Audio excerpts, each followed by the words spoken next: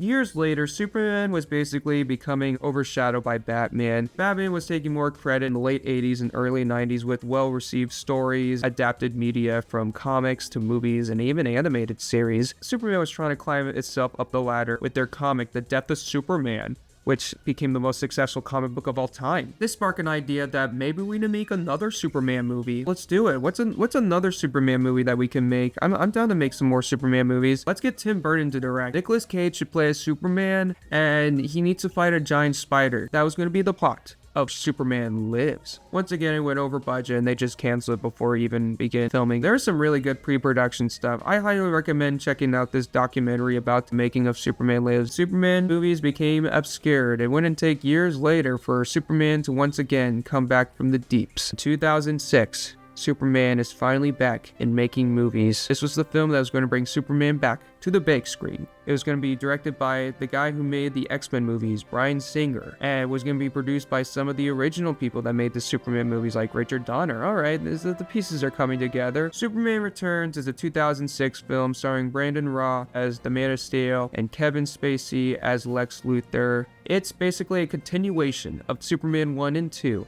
set 5 years after those events, where apparently Superman decides to leave Earth to go find the missing rocks from Krypton to see if they're alive. There are no lives on Krypton. He had to go back. And now he's Superman again. It's 5 years after Superman 1 and 2. Aren't those movies set in like the 1970s? And in this film, it's modern day, and there's flat screen TV. There's a kid with a flip phone taking a picture. So this is set 5 years from 1978. Is technology just advanced? What the fuck? The timeline of this movie is really bad. I hate when they had to do continuity errors in the timeline. That's definitely a problem with Bryan Singer films as well. There is actually a really well portrayed scene where Superman rescues a bunch of people on an airplane, but Superman doesn't leave a single punch in the entire feature film. There is like a few action scenes, but I don't see Superman actually form a fist and actually punch someone. He fucking gets beat up in the end. Once again, they have to have that annoying assistant secretary character in these Superman movies. They need to stop with this trope. They gotta stop. There needs to be an amendment in cinema where they gotta stop writing this generic trope. Superman Returns was the most boring ass Superman movie ever. It's over 2 hours and 20 minutes long,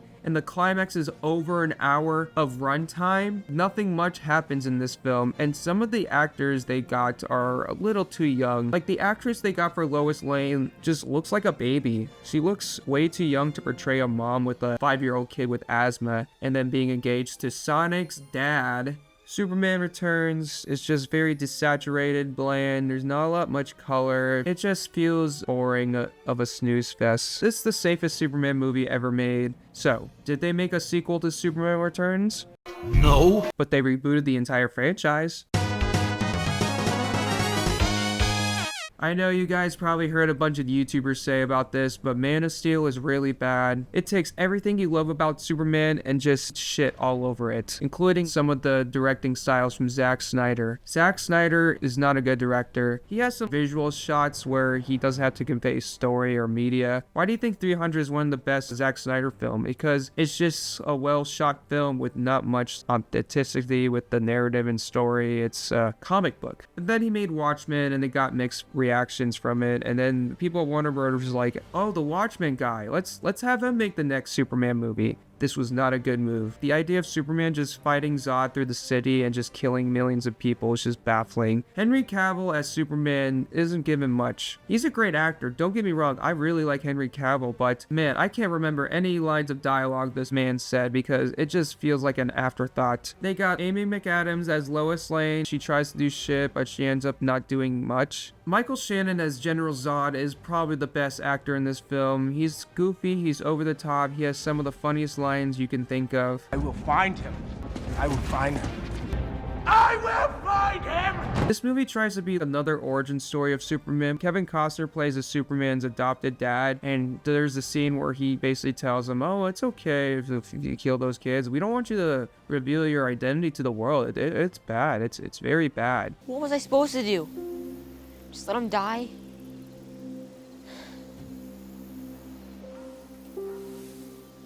Maybe. What kind of fucking father tells their son that? Other than that, one of the most disgraceful thing I actually remember is when Superman snapped General Zod's neck, and basically that was his only resort of saving millions of lives. If, you know, he could have instantly just have the strength to move him far away instead of just having to snap his neck. What? The film itself opens up like it's James Cameron's Avatar, where you see Russell Crowe just flying on a fucking dinosaur creature around the planet of Krypton, and it's just so bland. There's no color in this film. Narrative of the film just seems very off. It starts with an origin story and then immediately goes to the climax without having moments where Superman is doing Superman stuff. It just immediately goes to the climax, and some of the shots, there are just so many zoom in shots that it just gives me a massive fucking headache every time I always see those shots. The background actors are probably some of my favorite actors because there are scenes where they have to focus on these background actors after the destruction of Metropolis, and they're just looking around scared shitless. You would think the background actors are a supporting role in these Superman media, where they're basically the people that enjoy Superman, that they view him as a symbol of hope, justice,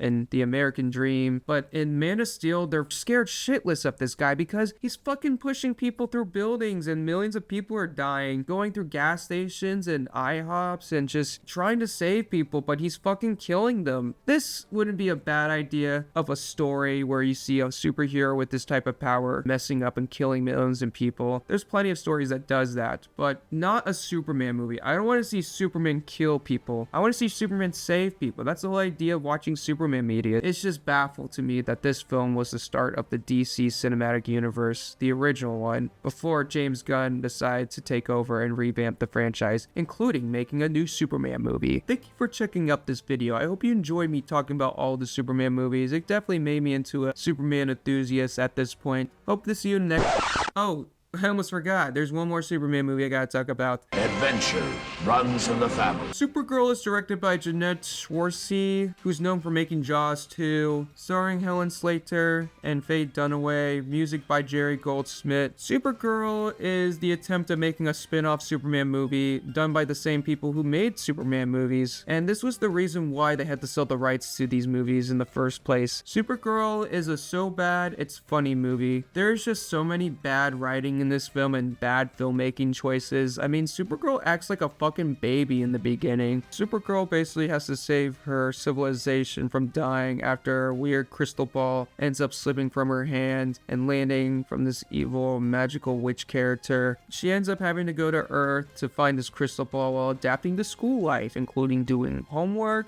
hanging out with friends, thinking of boys. While her entire civilization is dying from a lack of air, she ends up falling in love with this boy who is hypnotized by the magical witch with the magical ball. And we get some of these funny ass lines. I love her.